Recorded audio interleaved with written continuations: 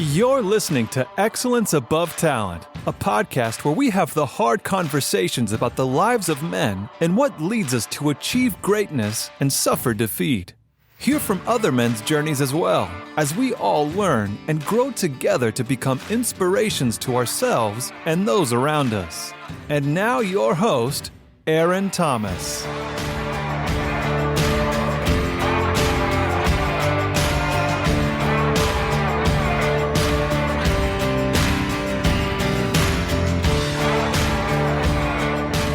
What's up, my people? Aaron Thomas with Excellence Above Talent. It's been a while, but I'm glad I'm back, starting this back up, doing it weekly again. I had to reset, and there's nothing wrong with resetting. There was a lot going on in my life, a little overwhelmed, and I felt like I was trying to do too much, and I had to take a step back from some things and reassess where my life was going and what it is that I want to do. And now that I've done that, I can come back to this podcast and give it what I can, which is my all. One thing that I was dealing with was the effect that other people had on me. I am, by nature, a people pleaser. I want people to like me. I want to have friends. I don't want enemies. I don't want people judging me. I don't want people making fun of me. I want people to like me. And I also kind of just want to stay out of the radar. I don't want to be in the limelight. I don't want to be in front of things. And I was struggling not only with this podcast, but also in life because I'm going through some things. I was going through a divorce and I was talking to my audience, you guys out there, about certain things. But then I started to feel insecure about, can I really talk about these things if I have done them, or there are some things that I'm still, fighting through and going through. And to me, I feel like it's the best time to talk about it is when you're going through it. The best time to talk about it is when you have just gone through it and you don't know where to turn or who to talk to. Find someone, find an outlet. If a podcast is an outlet, find something that you can do to release whatever it is that you're trying to release. Because if you don't, it gets stored up. And at some point you will explode because you're human. And that's just what humans do.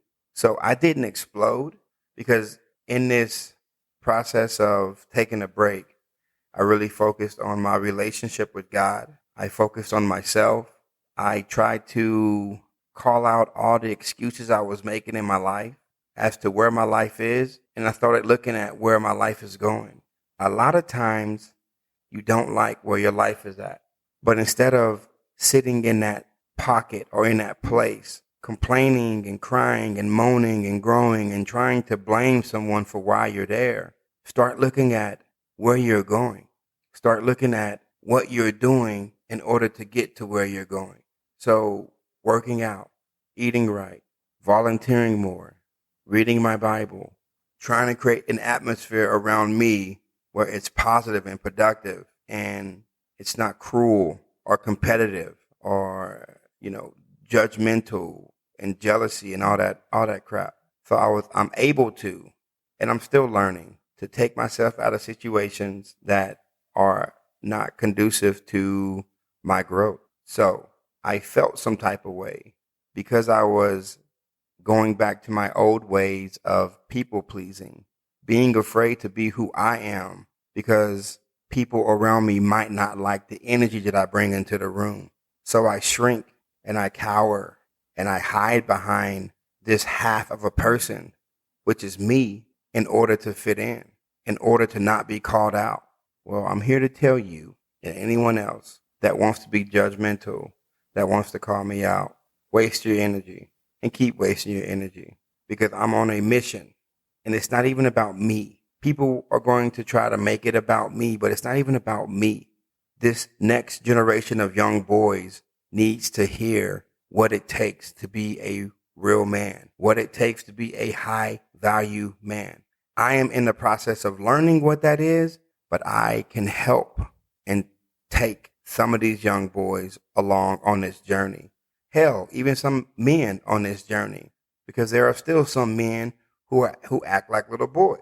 So it's not something that is just crazy, but I'm on a mission, and it's not to please you or anyone in my circle. It's to make sure I'm doing my part to leave and make an impact on this world. I got caught up in the negativity and the people watching and the complaining and the blaming. And it drains all of your energy. It drains your creativity. It drains who you are as a person. And so you stop doing the things that you love, or you stop doing the things that you need to do, because your energy is shifted towards things that aren't going to help you grow. And what helped me get out of this situation, or what helped me get out of this negativity that I feeling myself go down, was looking back to where I have been, being present in where I'm at, and getting excited about where I am going. So when I was 19, I joined the Army. Basic training. And in basic training, they gave you a list of like the destination places you want to go. I put Hawaii. I put Germany. I put something else exotic, maybe like South Korea. After basic training, they give you your duty stations. And I was one of 2 soldiers that was sent to Iraq, essentially out of basic training. And everyone else went to Germany. So 19, knowing that I'm about to go to war. This is in 2005. So the war had just started. So there was no ifs, ands, or buts.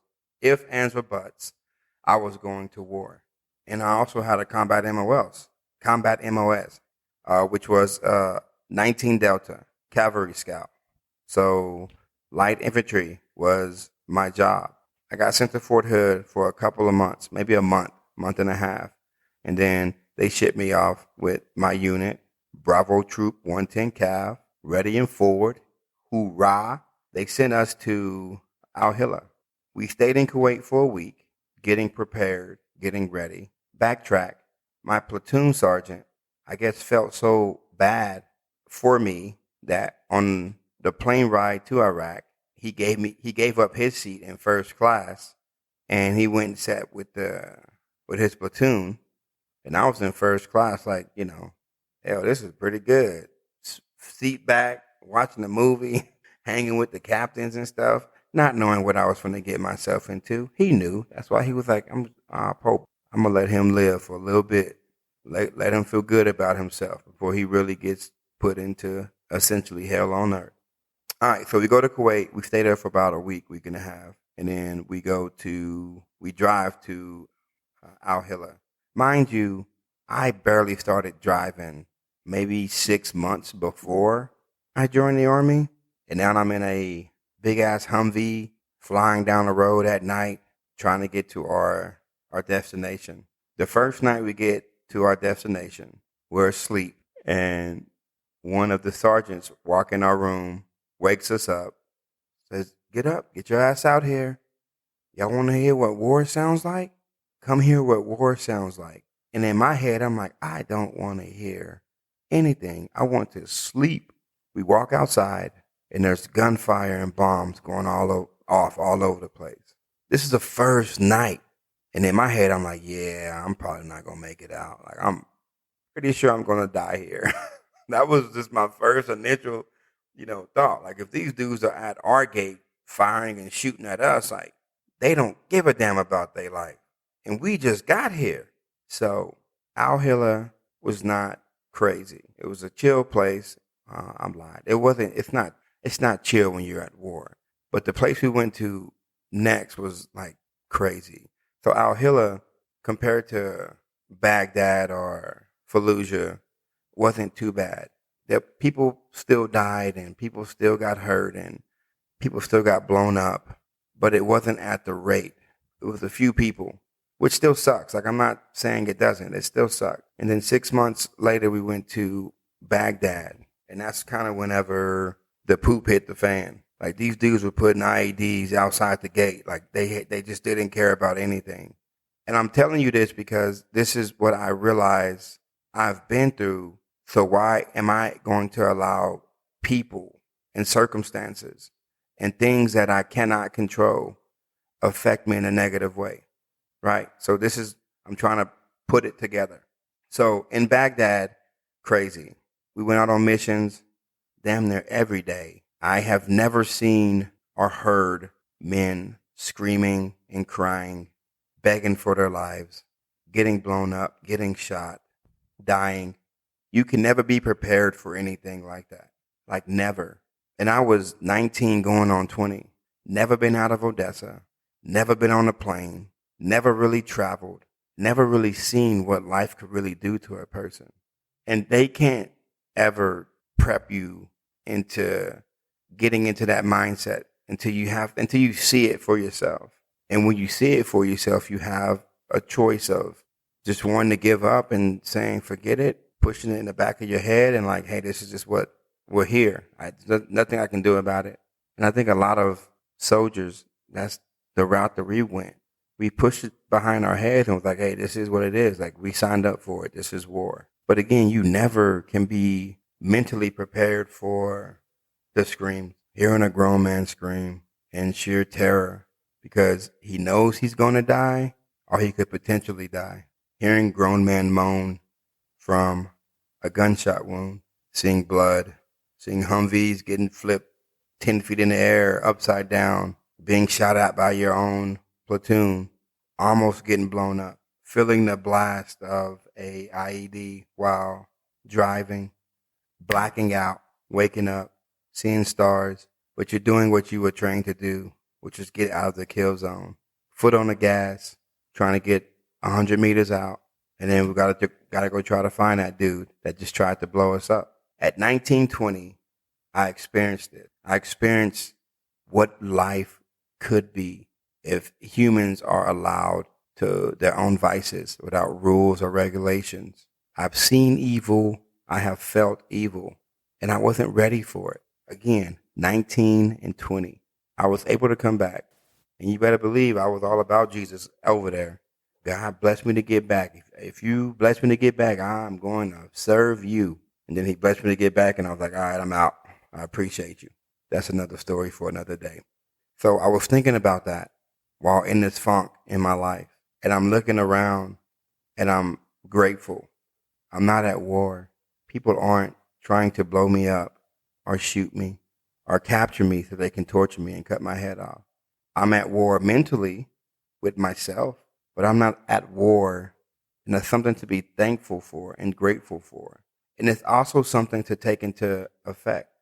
If I can go through that, come out crazy, but I still came out, and I'm able to make a life for myself, or at least try, because I am not perfect. But what you will never see me do is stop trying. What you will never see me do is give up. I will try. People have given up on me in my life, and it's hurtful. And I know how it feels when someone gives up on you. Giving up on yourself is the ultimate betrayal. I've tried. When I tried to commit suicide, I tried to give up on myself. But knowing that I have gone through hell and made it back alive, I can get through a divorce. I can get through the pain and hurt and frustration that comes from a divorce. I can continue to try to figure out who I am as a man and as a person in this process of getting a divorce. And so now I'm divorced, but I started looking around, caring about how people viewed me or how I was looked at in this community, in my community. And there's a lot of people around me that wear masks. They hide how they really feel. And you know that they're hiding how they really feel. And they might not be ready to have that conversation. And you can't force anyone to have that conversation. But those people have the nerve to look and judge and talk and laugh about you when they themselves don't even know who they are as a person. And that affected me. That made me feel some type of way. And I began to fight back and push back and puff up and show people that I'm not what you think I am. And the sad part is those people don't give a damn about you and how you feel. And they don't care if you work to fix yourself or not. They don't care if you get back with that person or not. Their only care is that they get to think and talk about you so that they don't get to focus on their lives and what they need to do. And so here I am trying to prove to people who don't give a damn about me that I'm not this bad guy that you assume I am, that I'm just human and I've made mistakes and I'm trying to correct the mistakes I've made. I allowed them to affect me in a negative way. I started caring about how they looked at me and then making assumptions that they were looking at me in a way that they were talking about me. I essentially made myself way too freaking important. I made myself way too important. And because I was trying to make myself important, I felt like I needed to act and be and do certain things, which only kills my creativity, it kills my positive energy, and it makes me want to not do anything. Because why would you want to do something if you're struggling and you know that people are laughing at you? You know that people are making fun of you. You know that people don't have the best intentions for you and they're judging you. Why would you want to go out there and do something? Why would you want to go out there and put your life or your business or what you're trying to do to help the community out there? Why would you? And who would help you? These are all the negative things I was telling myself. But I had to go back to that time when I was 19 and 20 in Iraq, and I went through hell, and I came back stronger, crazier, but stronger and better for it. And I had to flip that switch. This isn't a bad thing that I'm going through. It sucks.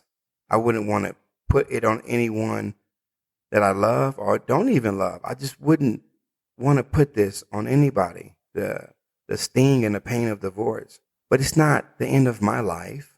It's something, just like in Iraq, what I have to do now. I have to go through it. I have to figure it out. I have to become stronger because of it. I can't run from it. You couldn't run in Iraq.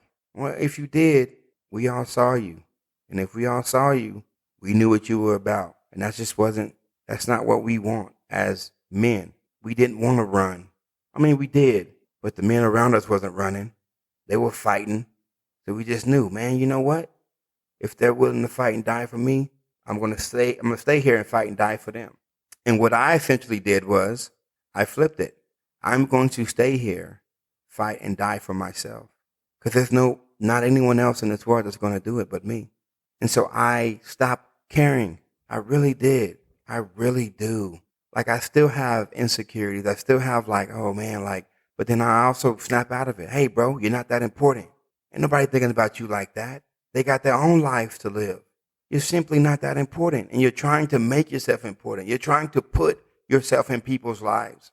And even if they are thinking about you in this in a negative way, they're wasting their energy, not you. You're not that important. You will make it through. No matter the pain, no matter the struggles, no matter the hurt, you will make it through. And I had to keep telling myself that for me to understand that, hey, these feelings, these emotions, this fear, I felt it before and I was able to harness it and push through. And so now that's what I'm doing. I'm harnessing the pain, the trauma, the fears, the doubt, and I'm standing up each and every freaking day. And I'm encapsulating all of that pain and fear and trauma and hurt with courage. I take a deep breath and I move forward knowing that people will talk. I take a deep breath and move forward knowing that I have issues and addictions that I'm still struggling with to this day. I take a breath and I move forward knowing that I cannot quit. I take a breath and I move forward knowing that there are young eyes looking at me saying, what are you going to do in this situation that you created for yourself? What are you going to do? I take a breath and I move forward, head held high, shoulders held back. And anytime I get discouraged or lost I look up. I look up because I know that when I was in Iraq and I was scared and I didn't think I was going to make it home, I looked up and I asked God, please help me. And so now in this new chapter of my life, I look up and I ask God to please help me, because if he did it for me once, he'll do it for me again, and he'll do it for me again 1,000 times, because he loves me and because I am taking a deep breath, moving forward and looking up. I think that is why in the Bible, God said David was a man after his own heart. And David did some things. I like David. I like David. Me and David would have been cool. We'd have been out there cutting up for sure. But every time I read the chapters that David is in, he's taking a deep breath. He's taking a step forward. He's being courageous, and he's asking God for help while still doing crazy things, because he knows where his help comes from. He knows where he needs to be. And in this life, you will struggle. We all will struggle with something. When we die, we're going to die struggling with something. No one gets a pass. So don't allow people to make you feel that you have to be perfect in this world. No one gets a pass. You're going to struggle. You're going to have addictions. And one addiction isn't worse than the other. It's an addiction. What addictions do is they kill. If you're a workaholic, you can die from being a workaholic. If you're a foodie, you can die from just eating all kinds of crazy food. Alcoholic, a druggie. Like, these addictions can kill you, but we're looking around like, oh, at least I'm not doing that. Yeah, but you're still freaking dying. Y'all forgive me, I'm a cussing Christian. I'm still trying. People will judge me for that too. Well, you can't do that. You're going to go to hell. Well, hell, I'll probably see you there too, since you've been all judgmental. But it's a thing. It happens. But what David didn't do is give up, stop, and quit. And so what I am not going to do is give up, stop, and quit. I'll take a deep breath. I'll take a step forward. I will look up, and I will keep moving, because I know if I could endure, outlast, and survive being shot at, being blown up, I can survive a divorce, people talking about me, and I think they are. Hell, they probably ain't. People laughing, people hoping I fail. I can survive that too. And guess what? I am. And also guess what? Don't try me, because I do not care. The Lord is still with me. But there's a song by one of my favorite rappers. His name is Toby. I can't say his last name, so I ain't going to try.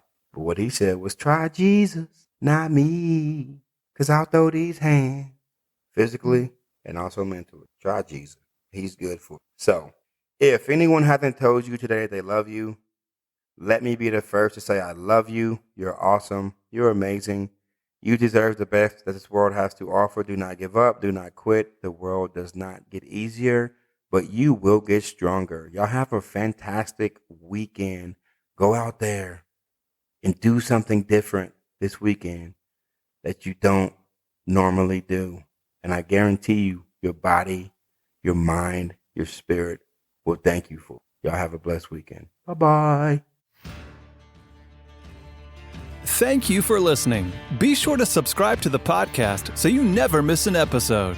And for daily motivational and up-to-date content, follow us on Facebook and Instagram at Excellence Above Talent. And remember, keep moving forward, never give up, and you are never alone in this battle. We'll see you next time.